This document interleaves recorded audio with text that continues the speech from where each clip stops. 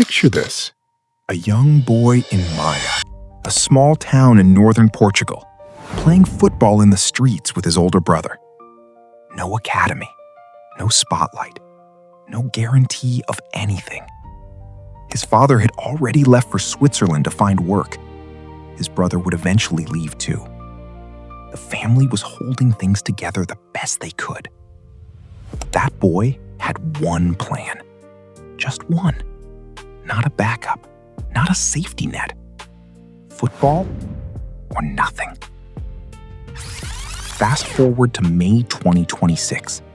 That same boy is now the captain of Manchester United. He has just been named the Football Writers Association Footballer of the Year in England. He has 8 goals and 19 assists in the Premier League this season alone. He has broken David Beckham's all-time assist record for a single Premier League season. And he is about to lead Portugal to the 2026 World Cup in North America. His full name is Bruno Miguel Borges Fernandes. And this is his story, from the streets of Maia to the top of world football. The early years. Maia, Portugal. Bruno Fernandes was born on the 8th of September 1994 in Maia, in the metropolitan area of Porto, Portugal.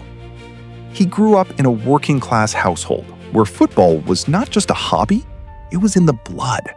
His father, José, was a footballer himself, a man who wore the number 8 shirt during his playing days. That number would follow Bruno his entire life. He has it tattooed on both arms to this day, a tribute to his father and to his own birthday.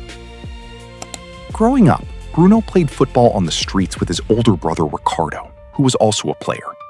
Those street games, unstructured, competitive, creative, shaped the instinctive, risk-taking style that Bruno would carry into professional football. Every trick, every ambitious pass, every attempt to do something unexpected, it was all built in those early years, before any coach told him what to do. His talent attracted attention quickly. Porto, one of the biggest clubs in Portugal, offered him a place in their youth academy. But his family could not afford the daily travel to Porto for training. So he joined local rivals Boa Vista instead, because Boa Vista offered minibus transport.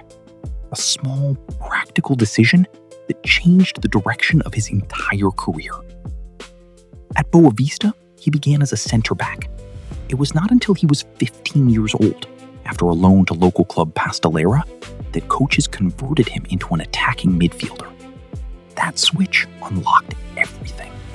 The leap to Italy, Novara and Udinese. At just 18 years old, Bruno Fernandes made one of the most difficult decisions a young footballer can make. He left Portugal and moved to Italy to join Novara, a Serie B club. He arrived in a country whose language he did not speak, in a city where he knew nobody, in a professional environment that was completely new to him. His coach at Novara, Attilio Tesser, actually banned his teammates from speaking English to Bruno during his first month. The idea was to force him to learn Italian as quickly as possible. For a teenager who had just left home for the first time, that was not easy. What made it bearable was that his childhood sweetheart, Anna Pino, moved to Italy with him. They would later marry in 2015 and go on to have 2 children, a daughter, Matilda, born in January 2017, and a son, Gonçalo, born in September 2020. From the very beginning, Anna was the constant behind the journey. On the pitch, Bruno adapted faster than anyone expected. He spent just 3 months in Novara's under-19s before breaking into the first team. His performances caught the attention of bigger clubs, and in 2013, he made the move to Udinese in Serie A, the top flight of Italian football.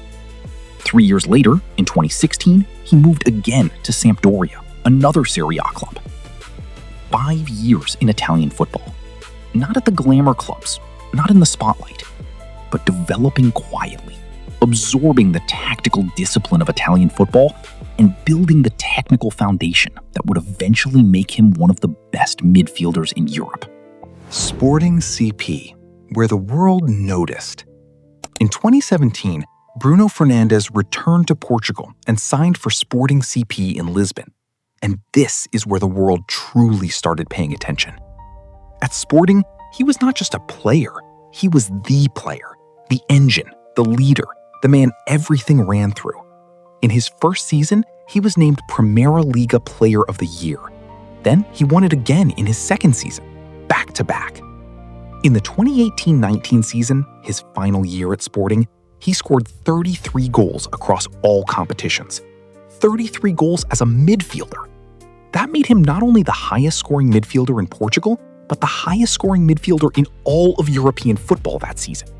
For context, most strikers in major European leagues do not score 33 goals. Bruno did it from midfield. Across his 2.5 seasons at Sporting, he scored 63 goals and added 52 assists in 137 appearances. Those are numbers that belong to a striker, not a playmaker. He also led Sporting to back-to-back Taça da Liga titles and the Taça de Portugal. He was the heartbeat of that club. By January 2020, every major club in Europe was watching. Manchester United, Tottenham, and Atletico Madrid were all interested. United moved fastest. And on the 30th of January 2020, Bruno Fernandes arrived at Old Trafford for a fee that would rise to around 80 million euros. The next chapter was about to begin. Manchester United, the transformation. When Bruno Fernandes walked into Manchester United, the club was in a difficult place, struggling for consistency, lacking a creative spark in midfield, and searching for an identity. He changed that almost immediately. In his first 6 months after joining in January 2020, he scored 8 goals and provided 7 assists in 14 Premier League appearances. United won 8 of those 14 games. The numbers were remarkable. The impact was instant. Old Trafford had not seen a midfielder take games by the scruff of the neck like this in years. He won Premier League Player of the Month in February 2020, just weeks after his arrival. Then again in June, November, and December of the same year. The consistency was not a honeymoon period. It was the real thing. Season after season, Bruno delivered. In 2020-21, he scored 28 goals across all competitions, the most by a United midfielder in decades. He won the Sir Matt Busby Player of the Year award multiple times. He became the heartbeat of the team, the player United looked to when they needed a moment of quality, goal, or an assist to unlock a stubborn defense. In September 2025, he scored his 100th goal for Manchester United across all competitions, against Chelsea in his 200th league appearance for the club. In February 2026, he became the second fastest player in United's history to reach 200 goal contributions, with 104 goals and 96 assists. And on March 15, 2026, he broke David Beckham's long-standing record for most assists in a single Premier League season, surpassing 15 assists in one campaign, a record Beckham had held since 1999-2000. The captain. Leadership beyond goals. Bruno Fernandes is not just a goal scorer and an assist machine. He is the captain of Manchester United. And the way he leads is worth talking about. He leads with emotion and intensity. You will never watch a Bruno Fernandes game and wonder if he cares. He wears every moment on his face. The frustration, the celebration, the drive to do more. That energy is contagious in a dressing room. Players around him raise their level because the captain demands it without saying a word. He speaks 5 languages: Portuguese, English, Spanish, Italian, and some French. That multilingual ability means he can communicate with almost every teammate in the squad at a personal level. In a diverse modern dressing room, that matters more than people realize. Off the pitch, he is a family man, married to Anna since 2015, 2 children, grounded, private, and humble in a way that contrasts sharply with the fire he shows on match days. He is still the same boy from Maia, just with a captain's armband and a record-breaking season behind him. On May 8, 2026, Bruno Fernandes was named the Football Writers Association Footballer of the Year, one of the most prestigious individual awards in English football, voted for by journalists who watch the game every week. It was recognition not just of his statistics, but of his consistency, leadership, and influence across an entire season. Portugal, the international stage. Bruno Fernandes has carried the same quality into his international career.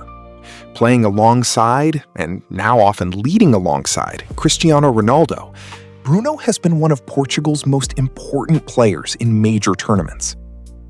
In November 2025, he scored a hat trick in a 9-1 demolition of Armenia during World Cup qualification, a performance that secured Portugal's place at the 2026 FIFA World Cup in North America.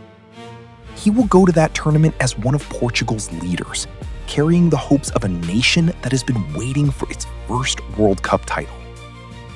With Ronaldo in the latter stages of his international career, the baton of Portuguese football is being passed, and Bruno Fernandes is the man ready to carry it. The Magician. What makes him special? So what exactly makes Bruno Fernandes the player he is? It starts with vision. He sees passes that do not exist for most players. He reads the game 2 or 3 seconds ahead of the moment, which is why his delivery always arrives at exactly the right time. Then there is the risk. Bruno takes passes that other midfielders would not attempt. Ambitious through balls, driven crosses from the edge of the box, first-time switches of play at full speed. Some of them do not come off, and he gets criticism for it. But the ones that do are moments of genuine brilliance, and they happen far more often than the misplaced ones. He is also a clinical finisher from midfield. Penalties, free kicks, long-range drives, composed one-on-ones. A midfielder who regularly scores 20-plus goals in a season is a rare thing in any era. And finally, the mentality. A boy who had no plan B, who moved to Italy at 18 with no language and no comfort zone, who spent 5 years in Serie A building quietly before the world noticed, who walked into one of the biggest clubs in England and immediately delivered. That mentality does not come from talent alone. It comes from a journey. In conclusion, from the streets of Maia to the captain's armband at Old Trafford, from a boy who joined Boa Vista because his family could not afford the bus fare to Porto, to a man who just broke David Beckham's Premier League assist record and was named Footballer of the Year in England. If you enjoyed this video, hit like and subscribe, and tell me in the comments, where does Bruno Fernandes rank among the greatest midfielders of his generation? Let us talk. See you in the